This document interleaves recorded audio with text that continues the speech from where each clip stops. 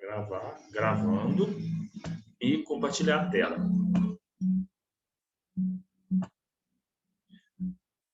Ano passado, vocês estudaram o Iluminismo.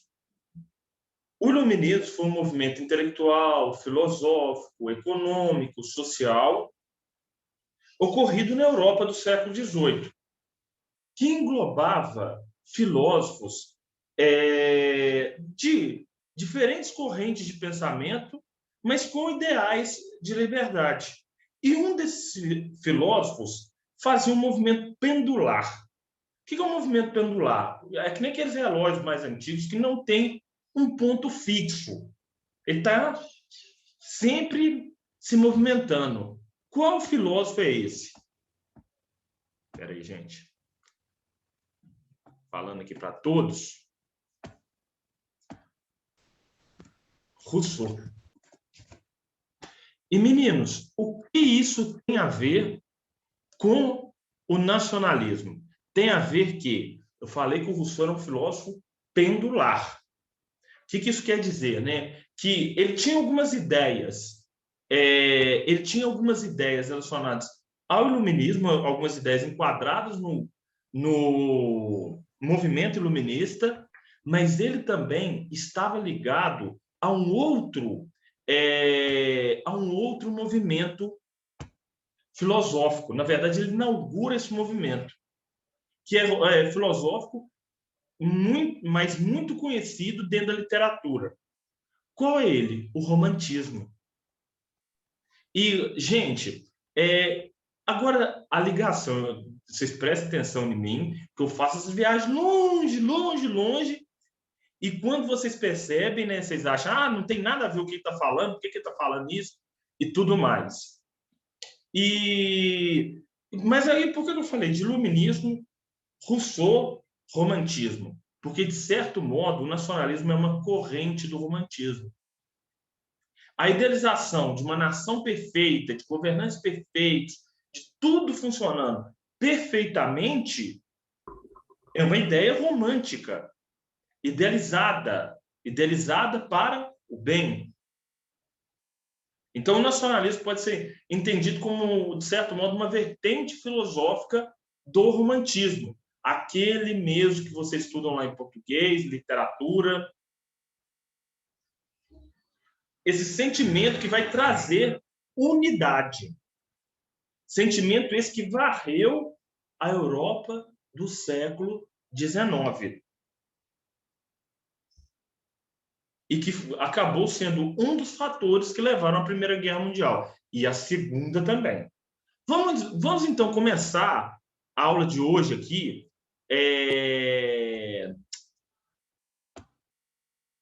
Vamos começar a aula de hoje aqui com o que nós terminamos da aula passada. Ana Júlia, por favor, tem como você ler para nós até o 3.3?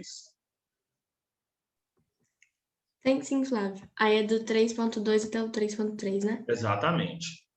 Tá. Nacionalismo.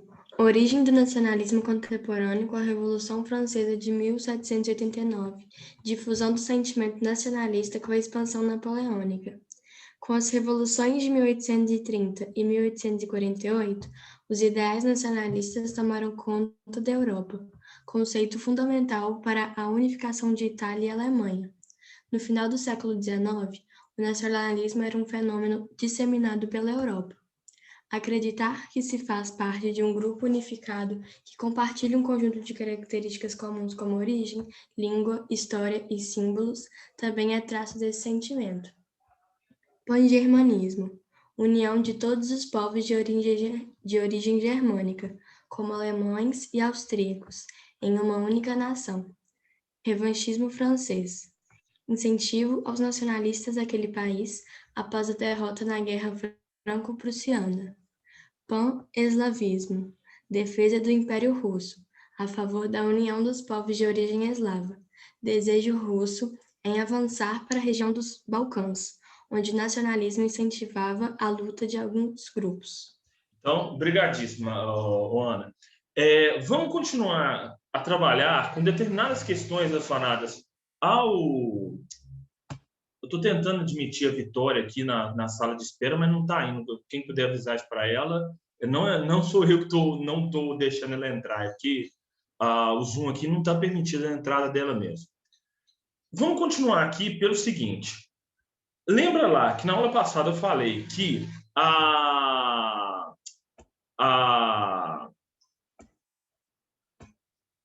o nacionalismo é um sentimento de povos que compartilham uma cultura, uma história, valores em comum. Pois bem, alguns autores enxergam que o nacionalismo surgiu ali por volta da Revolução Francesa. Outros enxergam que o nacionalismo surgiu ainda no finalzinho da Idade Média. Entretanto, é inegável que ele ganha muita força, muito corpo, no século XIX. E aí o nacionalismo está identificado com idioma, mas não somente. Por exemplo, né? O nacionalismo é definido por idioma. Então tá. Brasil, Angola, Moçambique estão da mesma nação, porque têm o mesmo idioma, português.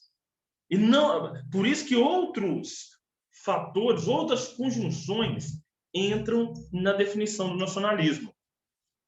Bandeira, história, sentimento. E o idioma, claro, mas não somente. Não somente. E aí esses fatores conjugados formam a nação. Mesmo em regiões de diferenças regionais muito grandes. Por exemplo, o Brasil. O Brasil é de diferenças regionais. Hino nacional. O hino nacional é um fator de agregação. De certo modo, sim. A cultura é um fator de modelo, não de modelo, né, mas de orientação do nacionalismo. Ainda é nos dias de hoje, naquele momento mais. E aí, pessoal, com as revoluções de 1830 e 1848, lembra vocês que esse período que vai de 1789 a 1848 é chamado na Europa de Era das Revoluções. Você tem a Revolução Francesa de 1789, você tem as revoluções liberais de 1830, o surgimento das ideias socialistas nesse momento e algumas revoluções de cunho socialista em 1848, e todas elas fortaleceram o nacionalismo. A valorização do idioma, a valorização de uma bandeira, do hino. E durante o século XIX, o nacionalismo se dissemina, se espalha pela Europa. E ele vai adotar determinadas características, né, até de certo modo, de alguma agressividade. Meninos, é problemático ser nacionalista? Não, de modo nenhum. Defender sua pátria, defender sua bandeira, defender os seus valores não é problemático. O problema é quando você passa a agredir as comunidades que não têm os mesmos valores nacionais que você. Essa agressão na Europa das comunidades que não tinham os mesmos valores culturais leva à Primeira Guerra.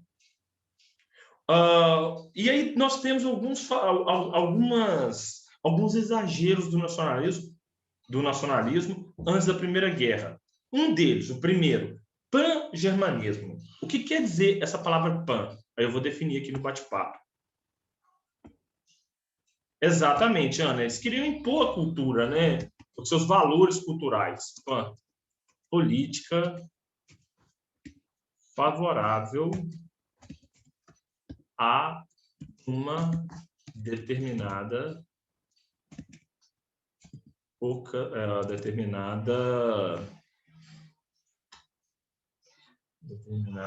defesa. Então, pan-eslavismo, pan-germanismo, pan, favorável à união dos povos de origem germânica. Quem eram os povos germânicos? Um grupo bem lá da época do Império Romano que se instalou pela Europa na decadência do Império Romano. Olha só o nacionalismo, aonde eles vão para defender esse sentimento?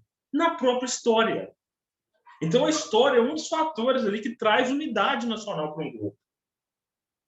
E o pan-germanismo cercava na história, nos idiomas, nos hábitos culturais. Eles querem, sim, defender a sua cultura e atacar a cultura de quem não está dentro, imerso, né, mergulhado nesses valores. O pan-germanismo é um exemplo. O outro exemplo, vamos pular o revanchismo francês por enquanto, é o pan-eslavismo. Se o pan-germanismo é a defesa da união dos povos de origem germânica, o pan-eslavismo é a defesa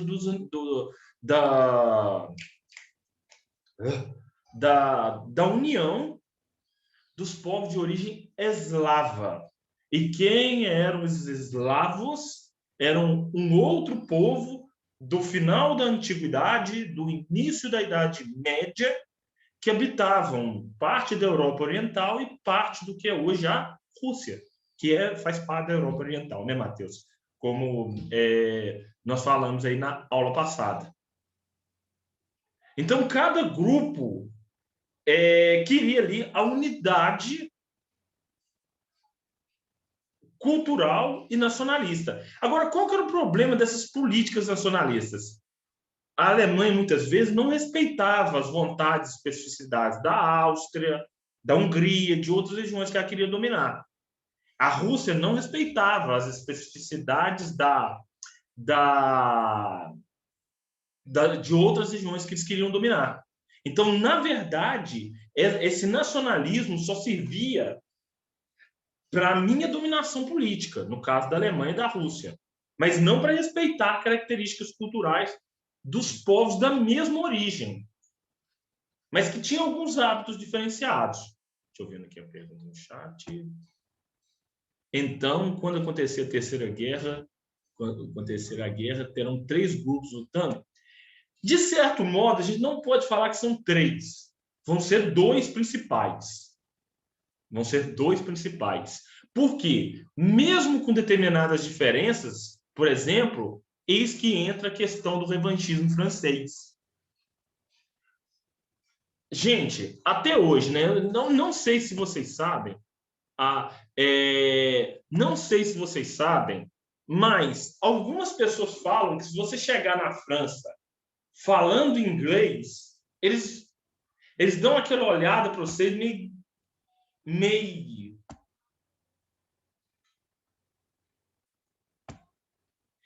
aquela olhada meio torta. A pergunta que eu faço, alguém já escutou isso? Assim, se você chegar lá, oh, please, garçom, please. Não sei nem como é que fala garçom em inglês, mas please, I need help. Sou péssimo em inglês, viu, gente? Mas se você chegar para um garçom segundo o que eu já escutei, é melhor você chegar falando em português, que ele vai te atender melhor do que se você chegar falando em inglês. Se você chegar falando em francês, aí ele vai olhar e falar assim, opa, peraí. Por quê? É uma valorização da língua nacional. E lembrando que, apesar de ter lutado na Primeira e na Segunda Guerra Mundial juntos, França e Inglaterra mantêm uma certa rivalidade. Até hoje, uma rivalidade muito menos nociva do que eles já tiveram ao longo da história, mas ainda existe. E aí, pessoal, vocês me perguntaram, né? Então foram 3 grupos.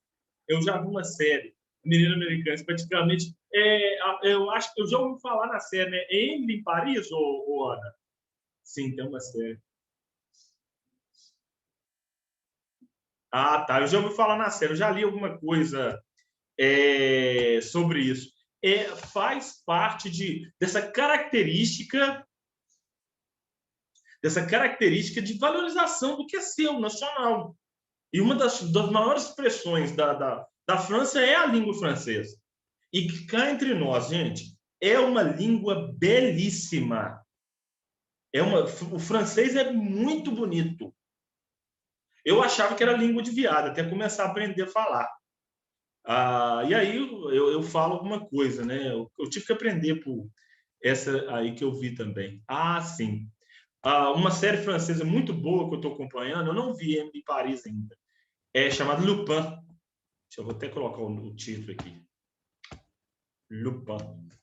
Nossa, fantástica, viu? Mas em português se lê looping, né? Que são os sons e sonoridades do francês. Que não falei, eu tenho alguma noção. Eu estudei 2 anos francês. Gente, é a do assalto, exatamente. É feito com aquele camarada daquele filme francês também chamado Intocáveis, Les Intouchables. Les Intouchables, né, na verdade. Mas vamos continuar aqui.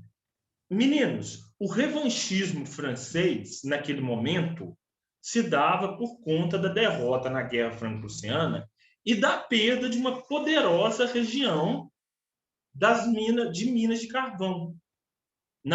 Qual região que era essa? A região que hoje pertence à França novamente, da Alsácia-Lorena. E aí, gente, sempre que eu falo da Alsácia-Lorena, eu gosto de falar de uma situação curiosa. Qual é ela? O sujeito, por exemplo, nasceu lá em 1869. Ele nasceu francês. Com a derrota da França na Guerra Franco-Prussiana, em 1870, ele era alemão. E lá, com a vitória da Tríplice Entente na Primeira Guerra Mundial, em 1920, ele volta a ser francês. Em 50 anos, ele nasceu francês, viveu alemão e já está aí no final da vida francês novamente. Mas antes disso tudo, né, a gente tem esse revanchismo. E esse revanchismo aí, Ana, te respondendo, ele acabou aceitando acordo com aqueles que se opunham à Alemanha. E, por exemplo, um desses povos que se opunha à Alemanha naquele momento era a Rússia. E aí, ligado a isso, nós temos a paz armada. Por isso que nós tivemos 2 grupos na Primeira Guerra e 2 grupos na Segunda também. Mesmo muito diferentes, já antecipando para vocês, gente, para pensar na Segunda Guerra Mundial. De um lado, não, do mesmo lado, você tem os Estados Unidos capitalistas e a União Soviética socialista. Essa sim, comunista, né? Socialista não, comunista. Estavam do mesmo lado.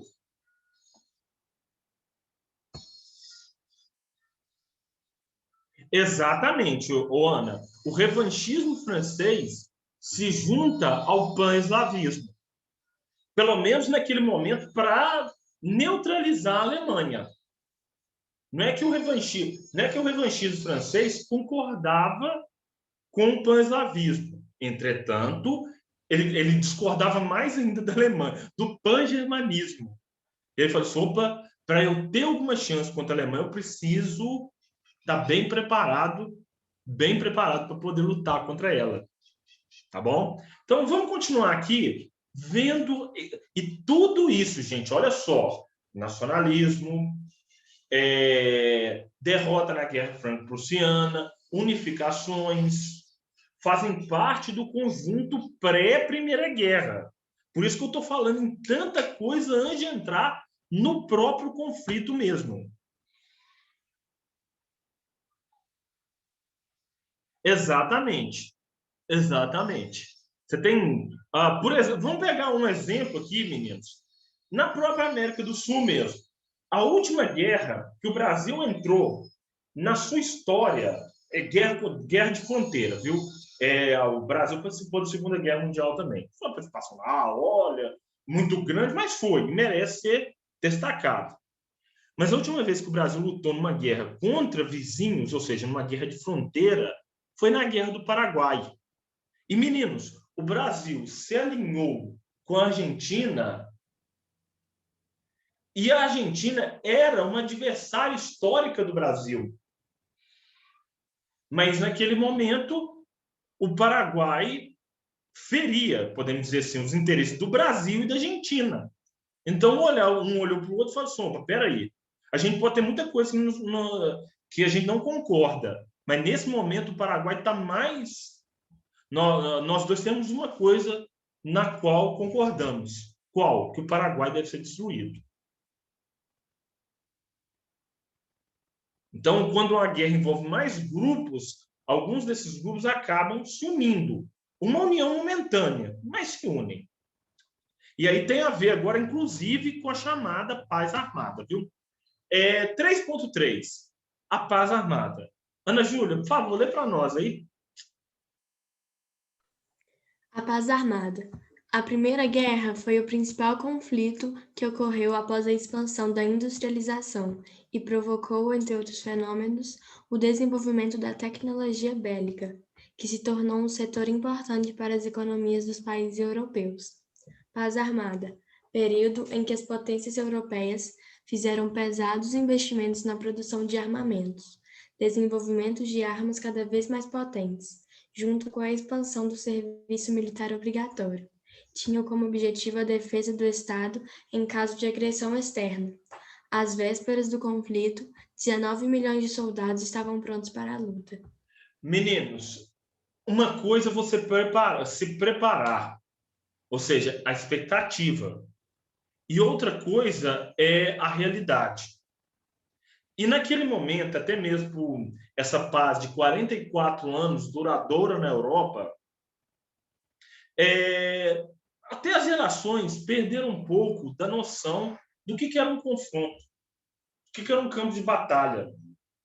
Uma guerra mais geral na Europa, então, nem era de 1814, não, melhor dizendo, nem era de 1870, não, porque 1870 foi um conflito isolado entre a Prússia, que no final se formou a Alemanha, e a França.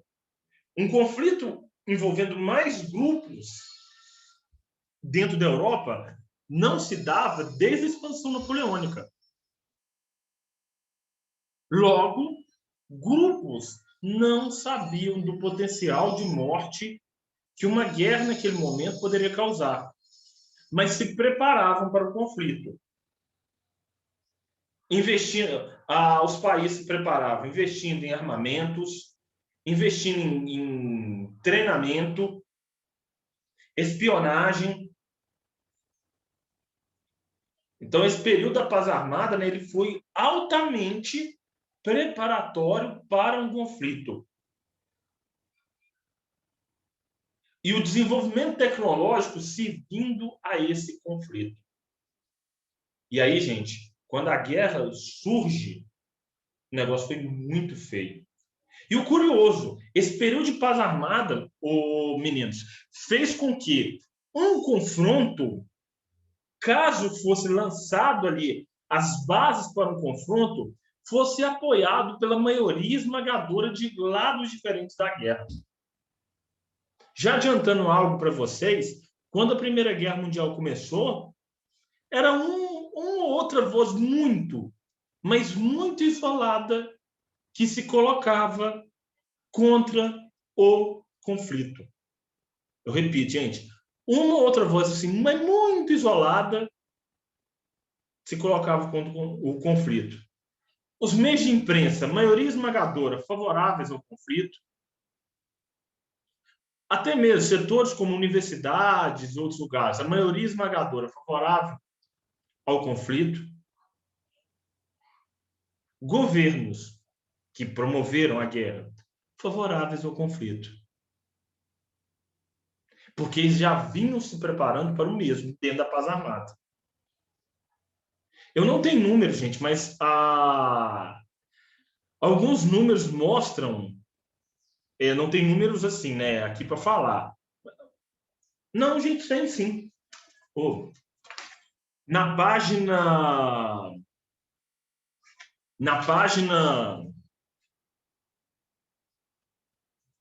Bem lembrado aqui, ó. Colocando aqui para vocês, quem tiver na apostila, na página 9 e 10, nós temos alguns números aqui falando dos gastos militares, né? Olha só, aí os gastos das potências. no geral. Em 44 anos, eles quase que quadruplicam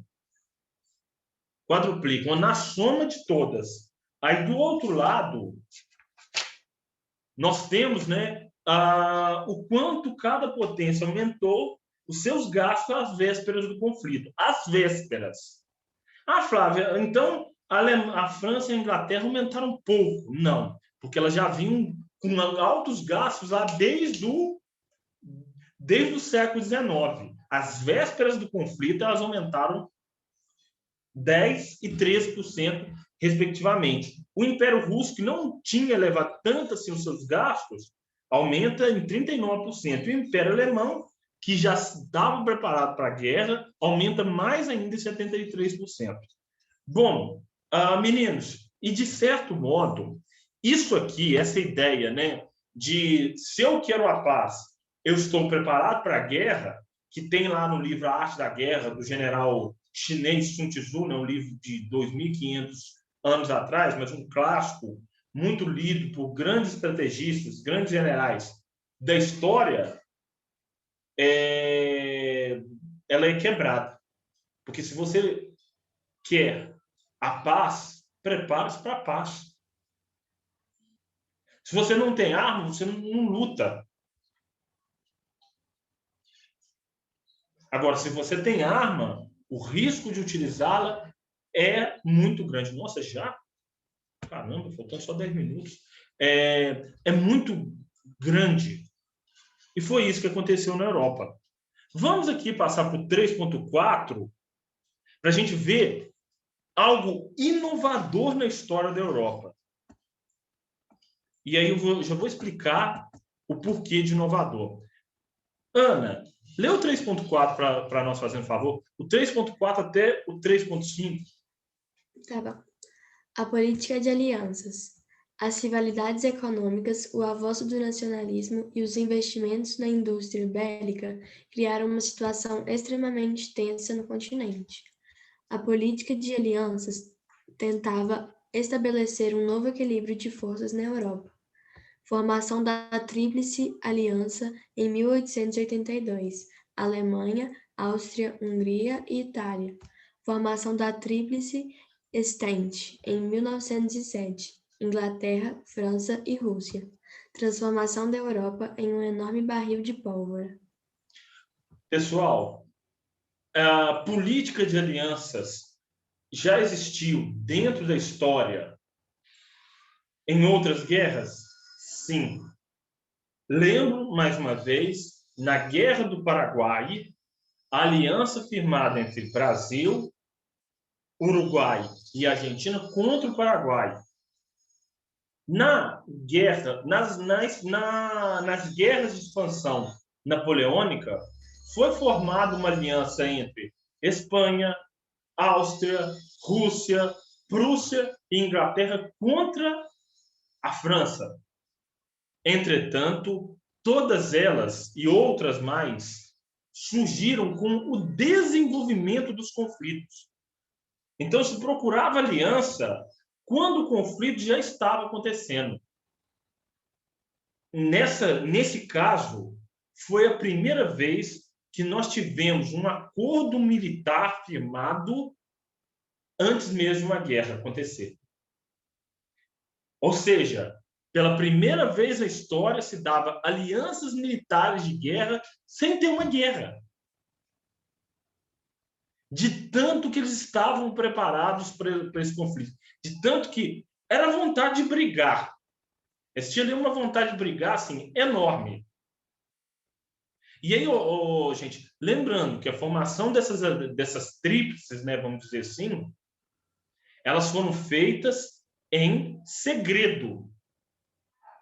A Tríplice Entente não sabia da Tríplice Aliança e vice-versa. Mas mostrava já uma forte preparação para a guerra. E o curioso, lembra aquilo que eu falei na aula de ontem. Inglaterra e França do mesmo lado. Outro fator extremamente importante de ser lembrado, pessoal, no ano, é que essas alianças militares não diminuíram, não eliminaram a concorrência econômica. Então, no campo da economia, Inglaterra, França e Rússia eram rivais buscando mercados. Mas no campo militar estavam aliadas. Alemanha, Áustria, Hungria e Itália também. Outro fator de fundamental importância. Lembra você, gente, a Áustria é um pequeno país na Europa. É um pequeno país hoje em dia, mas era o maior país da Europa Ocidental e o segundo maior do continente europeu. Só era menor do que a Rússia. Lembrando, né, que a Rússia, politicamente e até mesmo geograficamente, né, grande parte da Rússia está na Europa. A Rússia desabitada, a Rússia gelada, né, e tudo mais, aí essa pega muito da Ásia. Aquela região central, na divisa com a Mongólia, até o Estreito de Bering. Mas dos Montes Urais ao oeste, dentro do que o Matheus tentou, é Europa. E ali, dos Montes Urais ao oeste, está localizado Moscou, está localizado São Petersburgo, está localizado Volgogrado, está localizado Kaliningrado, que são grandes cidades russas. Cidades grandes e até, de certo modo, ricas. Dizem que são assim, muito belas. Agora, voltando aqui à situação, ao que nós estamos estudando, né? Eu descubro por essas viagens minhas, mas com o tempo vocês acostumam. A Europa foi transformada em um enorme, nem um grande, não, em um enorme barril de pólvora. O que eu queria falar da Áustria, né? Naquele momento, ela englobava as atuais regiões da Áustria mesmo, atual território da Hungria, Bósnia, ela estava ali buscando a Sérvia, a Croácia e Montenegro. Essas 6 localidades, então, eram governadas por uma mesma pessoa.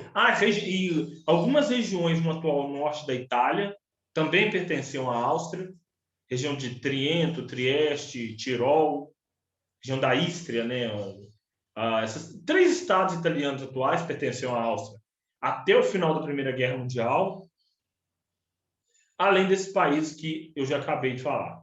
Então, era um império, era chamado de império multiétnico, que você tem várias culturas, várias nações ligadas à cultura, né, habitando sob uma mesma bandeira, sob o mesmo governo.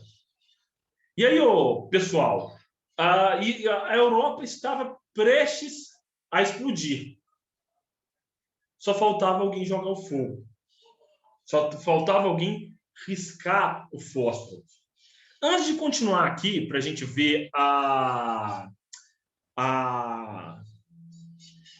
questão balcânica, nossa aula está quase terminando, eu gosto muito daquele filme Sherlock Holmes. Na verdade, o Sherlock Holmes é um dos personagens mais interpretados na história do cinema, né? Mas o último interpretado pelo Robert Downey Jr., Sherlock Holmes e o Jogo das Sombras. E tem uma parte que ele está ali dialogando com o professor Moriarty, já no finalzinho do filme, que o Moriarty vira para ele e fala: a guerra vai acontecer, eu só vou vender as armas e os curativos. Ali, né, você tem a Europa da Belle Époque, mas é a Europa que já está prestes a entrar em ruínas pela guerra. E, sim, é um conto, é uma história de ficção, mas com alguns elementos reais. Quando o Moriarty falou isso... Pode falar? Larissa? Então, é uma história de ficção, mas com alguns elementos de realidade. elementos históricos de realidade, inclusive este da conversa do Moriarty com o Sherlock Holmes. Bom, meninos, para nós terminarmos aqui, caramba, eu acho que eu não vou entrar nisso na aula de hoje, não. A questão balcânica, né? Lembrando, o que são os Balcãs? Os Balcãs, eles fazem parte de uma região na Europa que engloba, né, as atuais regiões de Croácia, Sérvia, Montenegro, Bósnia, Kosovo. São povos, né, que compartilham uma língua e costumes em comum. E existia pretensões austríacas e pretensões russas de domínio na região. Na verdade, aí eram 3 grupos, né? Os russos, que queriam dominar a região, pregando o pan-eslavismo, a Áustria, que já dominava outras regiões, e a região que queria se tornar independente. Atualmente, meninos, o projeto que levou foi a independência. Esses países que eu falei, eles são independentes, com o próprio parlamento, com a própria bandeira, com próprias manifestações culturais, com própria participação na Copa do Mundo. Lembrando que a Croácia foi vice-campeã